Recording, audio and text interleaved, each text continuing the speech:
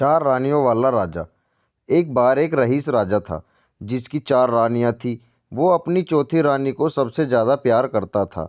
उसे महंगे कपड़ों से लादे रहता था और बेहतरीन खाना खिलाता था। वो उसे केवल सबसे अच्छा देता था। वो अपनी तीसरी पत्नी से भी बहुत प्यार करता था और उसका आसपास के राज्यों में बखान करता था, मगर उसे डर था कि वो एक दिन उसे किसी और के लिए छोड़ देगी। वो अपनी दूसरी पत्नी से भी प्यार करता था और वो उसकी हमराज थी और वो उसके साथ हमेशा सहानुभूति, इज्जत और धैर्य से रहती थी। जब भी राजा को कोई परेशानी होती थी तो वो उसे बताता था ताकि वो राजा को उस परेशानी का हल बता सके। राजा की पहली पत्नी राजा की सबसे वफादार थी और राज्य और उसकी दौलत बढ़ाने में बहुत मदद करती थी, मगर वह अपनी पहली पत्नी से प्यार नहीं करता था। एक बार राजा बीमार पड़ गया और उसे समझ आ गया कि उसके पास समय बहुत कम है। इसलिए उसने अपनी चौथी पत्नी से पूछा कि मैंने सबसे ज़्यादा प्यार तुमसे किया है और तुम्हें सबसे बेहतरीन चीज़ों से नवाजा है, तुम्हारा सबसे ज़्यादा ध्यान रखा है। अब जब मैं मरने जा रहा हूँ, क्या तुम मेरे साथ देने के लिए मेरे साथ चलोगी? तब उसके चौथी पत्नी ने जवाब दिया कि बिल्कुल नहीं। उसकी बात राजा के दिल में छुरी जैसी चुभी। अब दुखी राजा ने अपने तीसरी पत्नी से पूछा कि मैंने सारी जिंदगी तुमसे प्यार किया, अब मैं जा रहा हूँ, क्या तुम मेरे साथ चलोगी? नहीं, ऐसा तीसरी पत्नी ने जवाब दिया। जिंदगी बहुत अच्छी है और जब तुम मरोगे तो मैं दोबारा से शादी करूँगी। अब राजा का दिल बैठ गया था और वो अब ठंडा पड़ गया था।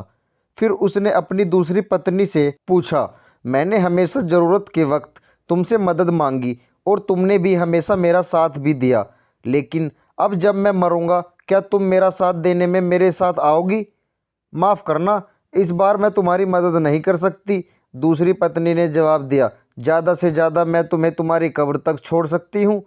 उसका जवाब बिजली की तरह राजा को लगा और वो बेहद दुखी हो गया। तभी एक आवाज़ आई, मैं आपके साथ चलूँगी और जहाँ आप जाएंगे वहाँ आपके साथ चलूँगी। राजा ने अपनी नज़र घुमाई तो उसकी पहली पत्नी खड़ी थी। वो बेहद कमज़ोर थी क्योंकि वो खाती नहीं थी। दुख से भरकर राजा ने कहा कि जब मेरे पास मौका था तब मुझे तुम्हारा बेहतर ध्यान रखना चाहिए था।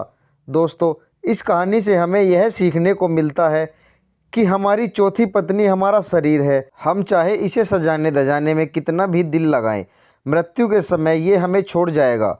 हमारी तीसरी पत्नी हमारा संपत्ति, दर्जा और दौलत है। जब हम मरते हैं ये औरों को मिल जाती है। हमारी दूसरी पत्नी हमारा परिवार और समीगण है, चाहे वो कितना ही हमारे साथ क्यों ना हो। ज़्यादा से ज़्यादा वो हमारे साथ शमशान तक ही जाएंगे, पर उससे आगे नहीं।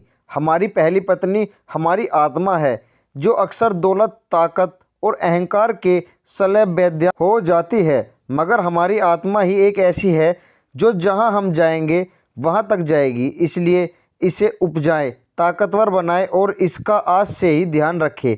यही दुनिया में आपका सबसे बड़ा तोहफा है। दोस्तों, अगर आपको कहानी अच्छी लगी हो तो लाइक, शेयर और हमें कमेंट करके ज़रूर बताएं और चैनल पर नए आए हो तो चैनल को सब्सक्राइब ज़रूर करें। धन्यवाद।